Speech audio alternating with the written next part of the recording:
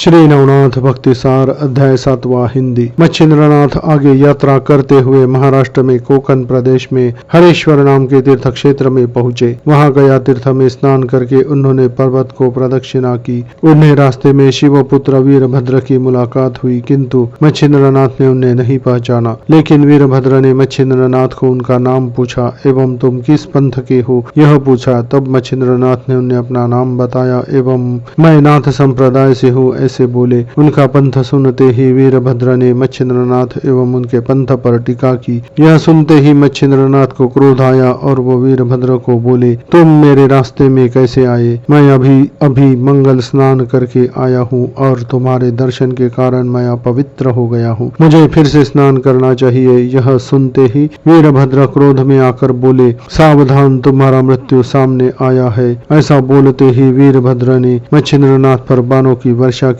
तब मच्छिंद्रनाथ ने भस्म को मंत्रित कर अपने माथे पर लगाया, जिससे उनके चारों ओर सुरक्षा कवच तैयार हो गया। मच्छिंद्रनाथ ने वज्रास्त्र का प्रयोग करके वीरभद्र के सभी प्रहार विफल कर दिए। यह देखकर वीरभद्र आश्चर्यचकित हो गया और दोनों में भयंकर युद्ध शुरू हो गया। वीरभद्र ने मच्छिंद्रनाथ पर कालिकास्त्र का प्रयोग किया। तब मच्छिंद्रनाथ ने भी वीरभद्र पर मूल माया की शक्ति छोड़ी। इस शक्ति के कारण सृष्टि की फिर से उत्पत्ति होने लगी। यह देखकर त्रिदेव ब्रह्मा विष्णु महेश चिंता में आ गए और वह तुरंत वहां प्रकट हो गए। उन्होंने इन दोनों का युद्ध रोक दिया और वीरभद्र और मच्छिंद्रनाथ की एक दूसरे से पहचान करा दी और दोनों में मित्रता कराई। फिर वीरभद्र ने मच्छिंद्रनाथ से प्रेम भाव से पूछा, मैं आपकी क्या सहायता करूं? इस पर मच्छिंद्रनाथ ने उनसे कहा, मानव जाति के कल्याण हेतु मैंने जो साबरी विद्या पर कविता की है, इस कविता को जो भी बोलेगा उसे उस मंत्र शक्ति का लाभ प्राप्त हो। इस पर वीरभद्र ने अपनी सहमति जताई। तब प्रसन्न होकर ब्रह्मदेव ने मच्छिंद्रनाथ को अमोघ वाणी की, विष्णु ने चक्रास्त्र की, शिवजी ने त्रिशूलास्त्र की, देवेंद्र ने वज्रास्त्र की तथा वरुण देव ने जलास्त्र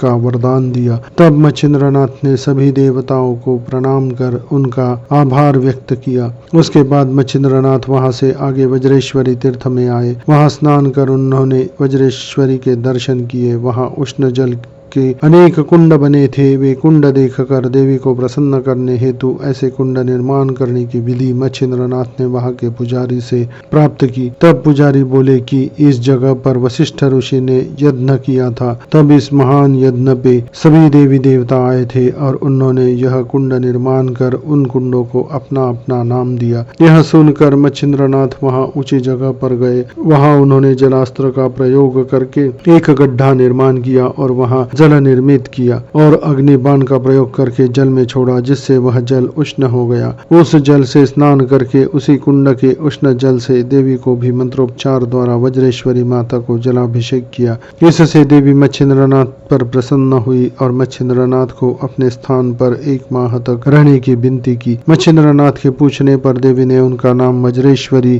क्यों पड़ा, इसकी कथा मच्छिंद्रनाथ को बताई। वहां 1 माह तक रुक कर वहां से मच्छिंद्रनाथ उत्तर भारत के और तीर्थ यात्रा के लिए आगे बढ़ गए। इस अध्याय की फलश्रुति, इस अध्याय का पठन श्रवण करने से सभी मानसिक चिंताएं नष्ट होती है एवं जीव जन्म मृत्यु के फेरे से छूटता है, ऐसा ग्रंथ में कहा है।